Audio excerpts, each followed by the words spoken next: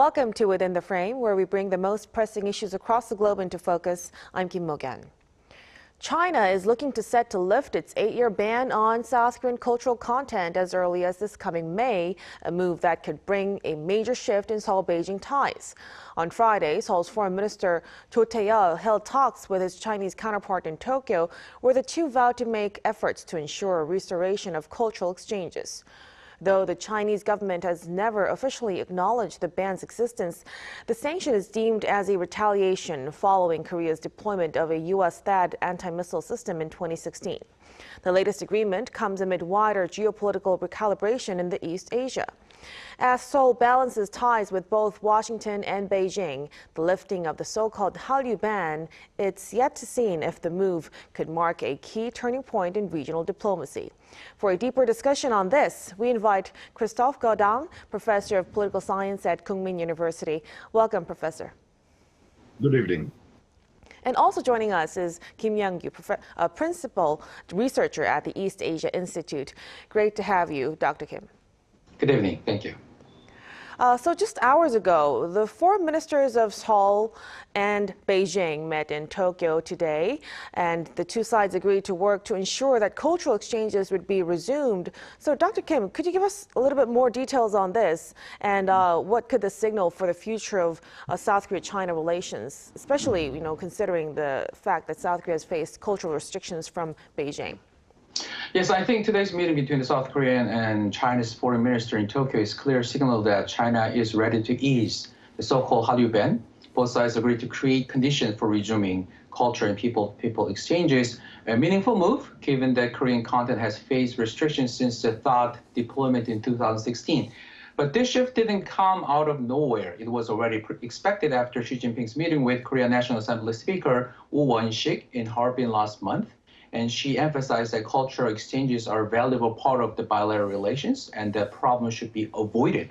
And that message now seems to be materializing. Still, this isn't a sudden or fundamental change because China has been shifting to what some call smile diplomacy since the trilateral summit in May 2024, moving away from its old four-year diplomacy with U.S.-China rivalry intensifying and unilateral groupings like the Camp David trilateral gaining ground. And Beijing is concerned about being encircled by the U.S. alliance network. So South Korea is often viewed as the weakest link in the U.S. alliance network, especially now that President Yoon, who strongly aligned with Washington by addressing the forced labor issue and restoring Korea-Japan ties, is no longer in office. His Japan policy wasn't popular domestically, and Beijing, I think, is seeing this as an opportunity to re-engage. And Trump's return also matters. His America First diplomacy puts more pressure on U.S. allies than his adversaries, alienating countries like Canada, Mexico, Ukraine, and NATO members. And China likely see this as a chance to win over frustrated U.S. allies, possibly starting with South Korea in the region. However, China's options are limited. Its economy is struggling, and many Korean firms have rebalanced away from China already. For example, Amore Pacific, once hit hard by THAAD ban, now makes more money in the U.S. than in China. So a full return to the Chinese market may take some time. Right. So with this latest development, if the Hallyu Ban is officially lifted and China reopens its market to South Korean cultural products, Professor Gaudin, what diplomatic challenges and opportunities could rise from this shift? Well, you're right to call it a shift because it is a major shift. I'm not sure if you remember, but over the last few years, there were quite a few very violent campaigns in China, including, for instance, in the Global Times, which is the English language voice of the Chinese Communist Party, against Korean pop culture. For instance, you had Korean boy bands in particular who were called names like effeminate, androgynous, other vulgar names. And so this was part of a move from the Chinese government to reassert more conservative family values. Another dimension of that is that Korea is a democracy, China is not. And so therefore, Korean cultural products, if you think of Parasite, if you think of Squid Game and many others, they discuss social issues. And the Chinese government, as you can imagine, doesn't like that. So what is happening now is that, as Dr. Kim just mentioned, the economy is struggling in China. American markets are closing down, so you can expect the Chinese economy to be struggling more and more in the months to come. And China is ready to compromise to some extent. And so, from the Korean point of view, it is a huge opportunity.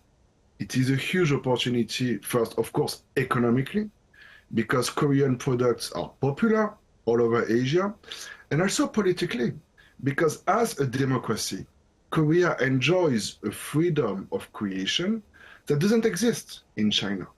So in terms of soft power, it is also a huge opportunity to seize for Korea as a country, but also as a society and as an economy.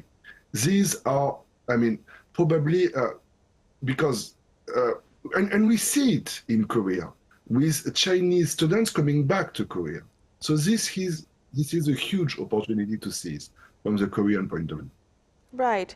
So staying with this, then in a broader context, Professor Gudang, how might the potential thawing of relations impact the broader geopolitical landscape in East Asia, especially since we're seeing tensions involving the U.S. and other regional powers as well? In fact, to be frank, I think that all leaders, Chinese, Korean leaders, like all of us, like you, like me, we've been taken by surprise. Because also Trump had been making all of these meaningless looking pledges during his campaign. We knew it could happen, but somehow we wouldn't believe what we knew. And now that it is happening, all leaders are trying to adjust. And so this is all very new, but what we can know for sure is that some tariffs will be implemented. And for export-based economies like China or Korea, this will be rough. That we know for sure. And so what is happening is that both China and Korea are trying to achieve more peaceful relations in order to somehow compensate for the markets they can be expected to lose in America. So what we can tell for now is that trade, first, economically, can be considered a way to compensate for these markets that are fading away in America. And now, to get back to your question more diplomatically, it is probably good not to cut off China. Because if the US is not to give the military support that they have been providing to Korea over the last decades, then what is happening in Ukraine may happen in Taiwan in the future. So strengthening business ties with China can be legitimately expected to be a way to keep China into the game and to slow down the war mechanism that seems to be triggering between China and Taiwan. It's a challenge, but I cannot think of another path to take in the immediate future. Right. So the latest announcement would definitely become a stepping stone to, expand further cooperation with China moving forward. Now, in a related move, the Chinese government recently introduced its foreign investment stabilization plan to relax regulations on foreign and private businesses. Professor, could you give us some background on this, and what diplomatic significance does this have? It's actually very simple, because this is a major step back on everything the Chinese government had been doing over the last 10 or even 20 years. Because what was the plan? The plan was to keep trading with America, which is still China's first client. And Xi Jinping's plan was to make China increasingly self-reliant, focusing more on domestic markets, and so to make the Chinese economy less export-oriented. And as a result, restrictions on foreign investment were consistently and constantly hardened over time. So just to give you some background, the last plan to attract foreign investment was enacted in 2020. That is precisely when COVID happened and never came to any actual fruition. So now what is happening is that as the economy in China is slowing down dramatically, the unemployment rate for now in China is something like 5%, but for the youth, it's become absolutely dramatic, up to 20, 25%. And so now it is urgent for China to bring investors back to China. And so this plan for now is relatively vague. They've been speaking of easing regulations. They've named a few domains they want to focus on, namely bioengineering, namely, so basically high tech, as always, and other biotechnologies that China needs as an aging population. But how to do so, we don't really know, because over the last decade or so, for instance, China has been evolving to become more and more self-reliant. So for instance, to be simple here, in the past, in the last 20 years, you could still work in English in China. Now it's become more and more difficult as everything is in Chinese.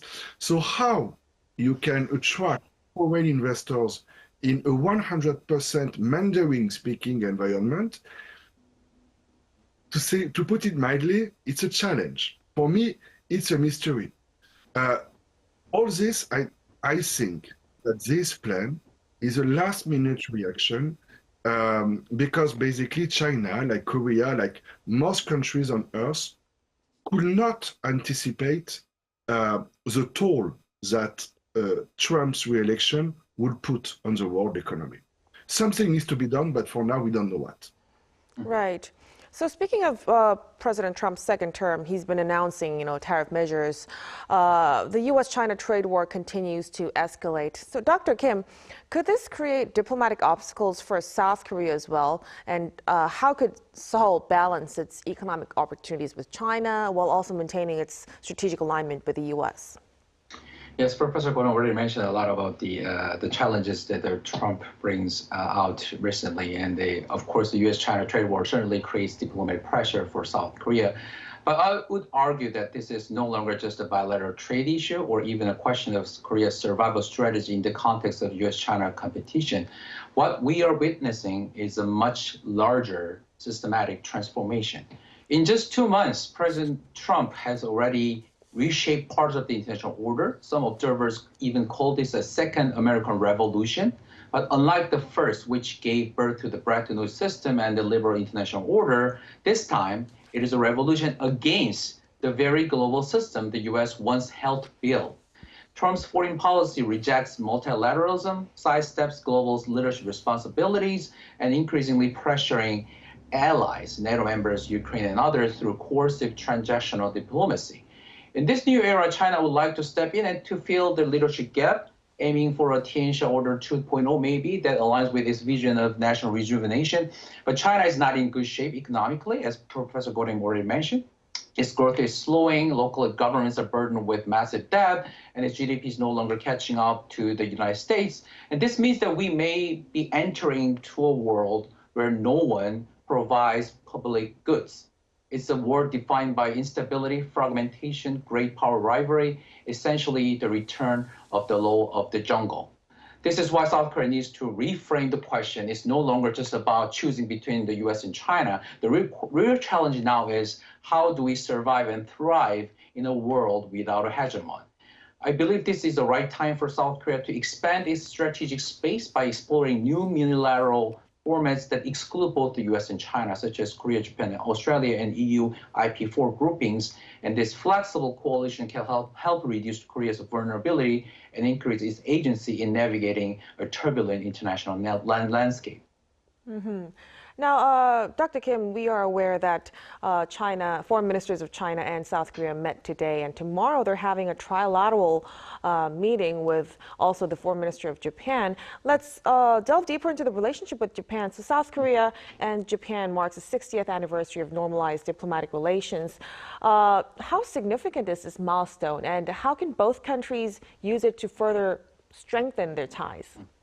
Yes, the 60th anniversary of normalized diplomatic relations between South Korea and Japan is symbolically important. And age 60, you know that many people either retire or begin a new chapter in their life.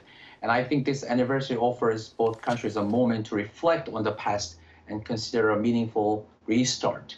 This milestone also coincides with a major leadership transition. All three leaders who initiated the Camp David process, President Biden, President Yoon, and Prime Minister Kishida, are no longer on the stage.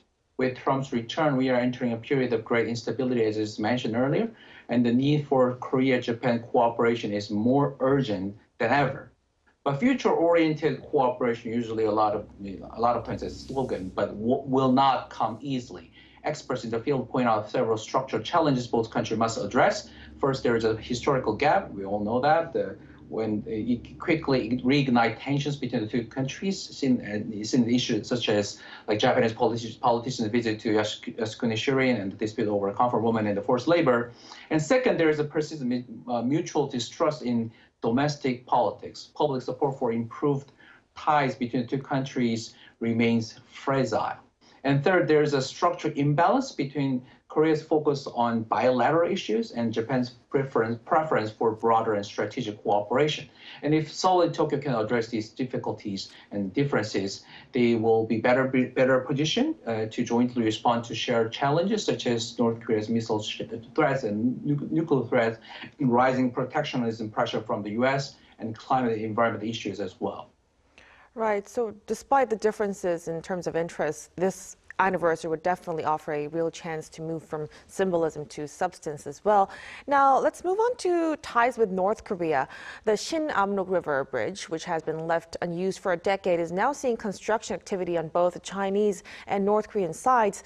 Professor Gudong, do you think Beijing is signaling a renewed commitment to economic or diplomatic engagement with North Korea?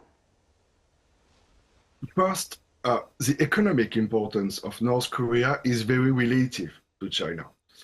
We never know how far North Korean figures are to be trusted or not, but as far as we can tell, the Chinese-North Korean trade is something like $2-3 billion per year, to be compared with the $300 billion that Korea is trading with China every year.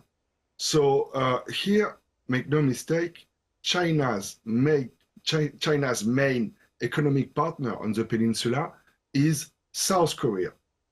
Then, that being said, China is trying to develop ties everywhere. North Korea is not the most important partner for China in the region. Most of the time, China has simply used North Korea as a pawn in order to fight against the American influence in the region, using North Korea as basically a tool, a puppet for diplomatic chaos. But now, the real ties that we see strengthening these days is not being North Korea and China, as you know, and as we saw in your news earlier, is between North Korea and China. This we should be more concerned with. Honestly, the economic ties between North Korea and China are so limited that I don't think there is too much to be concerned about. Then how could an improved North Korea-China relationship impact South Korea's diplomatic strategy? What should South Korea's long-term diplomatic strategy be to navigate the evolving regional dynamics while also securing its national interests? Dr. Kim. Sure. Professor Godeng just mentioned about the economic ties, but I think we also have to look into the political part of it and actually what's really changing these days, not just about the economic relations. What really surprised me was that in February 2025, DPRK Vice Foreign Minister Park Myung-ho made a rare visit to the Chinese embassy in Pyongyang, expressing hopes to elevate bilateral relations to a new stage of development. And also there are signs of resumed Chinese media activities and also reopening the trade routes, like you just mentioned, the Yellow River Bridge. But this doesn't mean that DPRK-China relationship is fully back to where it once was. And both sides were reacting to Trump 2.0 with caution. And they still remember the unpredictability of his first term, particularly the sudden Trump-Kim summit in 2018 and the abrupt breakdown in Hanoi. Now they are hedging against renewed U.S. engagement, especially as Washington recalibrates its approach following the possible conclusion of the Ukraine war. So China in particular is wary of the U.S. bypassing Beijing and re-engaging North Korea directly. So the question is what South Korea should do. First, I think it must not be sidelined in great power diplomacy. Seoul was largely excluded during the Trump-Kim summit, and they must avoid repeating the same mistake. And the APEC summit in Gyeongju later this year presented a valuable opportunity. And South Korea should use it to strengthen ties with its traditional partners like the United States and Japan, and also to reopen strategic communication with China and build bridges with the global South. And tomorrow's trilateral foreign minister meeting, of course, is another key moment to reconnect high-level dialogue between Seoul and Beijing, like we had this evening. And Seoul should also prepare for a potential DPRK-China summit around APEC, as Beijing often seeks to balance its diplomacy between the two Koreas. So in this fast-changing regional environment, flexibility, speed, and creativity will be essential to safeguard South Korea's long-term national interest.